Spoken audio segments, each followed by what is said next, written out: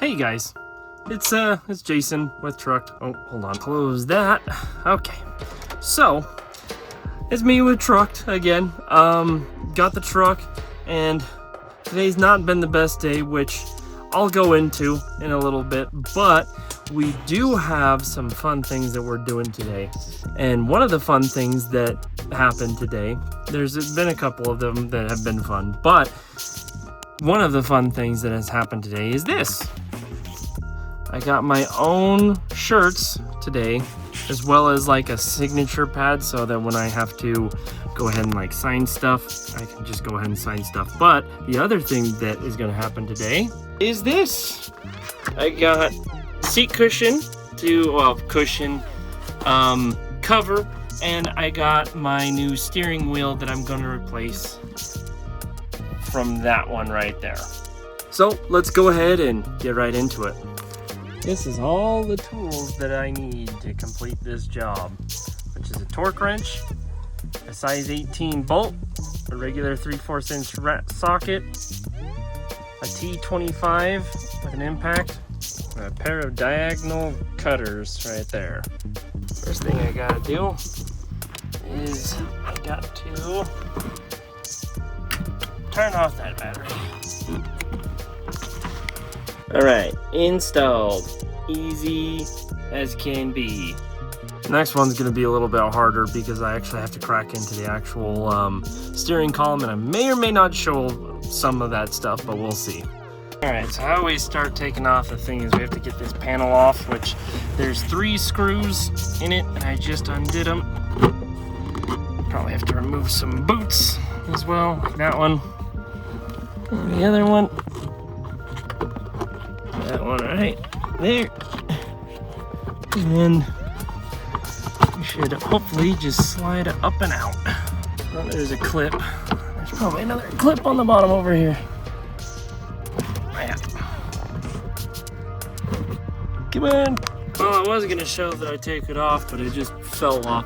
Next bolts I have to get are this one, and then this one right here. And just like that, this comes off. Now this is obviously the airbag, so you have to be pretty careful with it, and you want to remove that connector right there, that blue one. So even though the battery's disconnected, you want to be careful with it. Alright, I got the airbag disconnected from the steering wheel. Now we need to take off that bolt right there so that I can get the rest of this off. I also took off the steering wheel cover because I do like that cover and I want to put it back on. Alright, well, I got the steering wheel removed. There's the old one.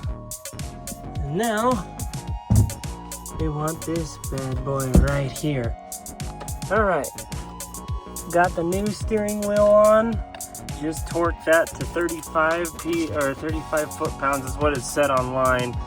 And then we get the old airbag back on there, and then when we turn the power on, hopefully nothing blows up. Now, it's not that I don't trust my craftsmanship. It's all back together, by the way. So this is right here.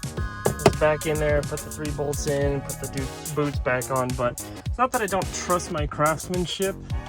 Just in case I screwed something up, when I turn this battery back on, I don't want to get blown up, so... Alright, there's the battery. Now, I gotta grab the keys here. I want to make sure.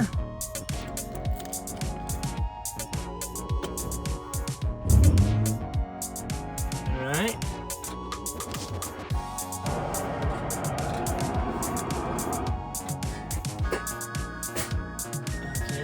Okay, that's all the stuff.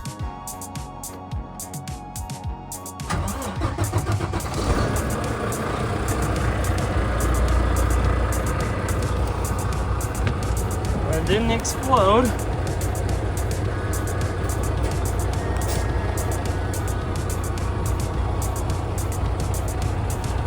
So I think we're good.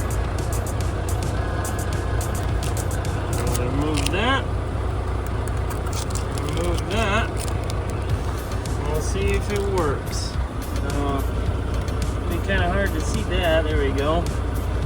There's the volume up. So it's actually changing the volume up and the volume down. There we go. And here is the track on the right and the track on the left. All right, well, with that being done, that steering wheel is on there and it is working, as far as I can tell, perfectly with no airbags blown up, which is fantastic news to hear. So a little bit about today that I've been dealing with the past couple of days actually is that the guy that I bought this truck from didn't know that there was several air leaks with it. There was. And I just spent a fair amount of money and time getting all of this truck into DOT compliance.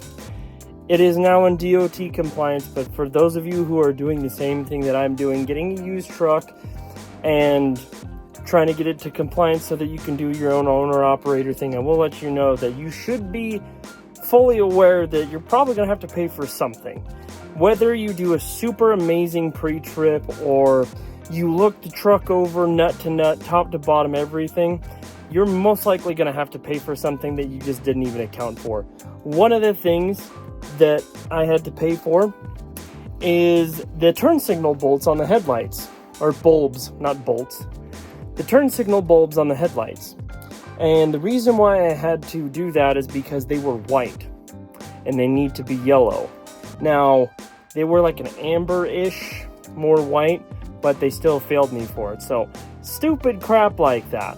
But anyways, if this, if we get a lot of attention on this channel, I might even sell these on a store, but for now they're just my own personal. But thanks everyone for watching. I will catch you on the next one.